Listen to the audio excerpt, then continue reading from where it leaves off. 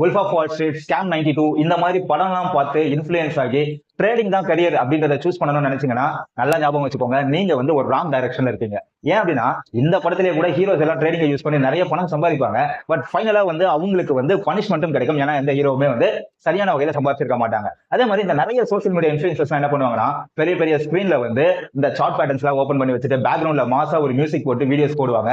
இதை பார்த்து இன்ஃபுளுன்ஸ் ஆகுறீங்கன்னா நல்லா ஞாபகம் வச்சுக்கோங்க, இது வந்து ஒரு வகையான மேனிபுலேஷன். உண்மையிலேயே நீங்க வந்து இந்த இன்வெஸ்ட்மெண்ட் இண்டஸ்ட்ரிக்குள்ள கரியரை சூஸ் பண்ணணும் அப்படின்னா சிம்பிளா 3 விஷயம் பண்ணாலே போதுங்க. ஃபர்ஸ்ட் ஒரு டிகிரியை கம்ப்ளீட் பண்ணிட்டு நீங்க வந்து NISMல 8th சீரிஸ்னு ஒரு எக்ஸாமினேஷன் இருக்கு, அதை கம்ப்ளீட் பண்ணுங்க.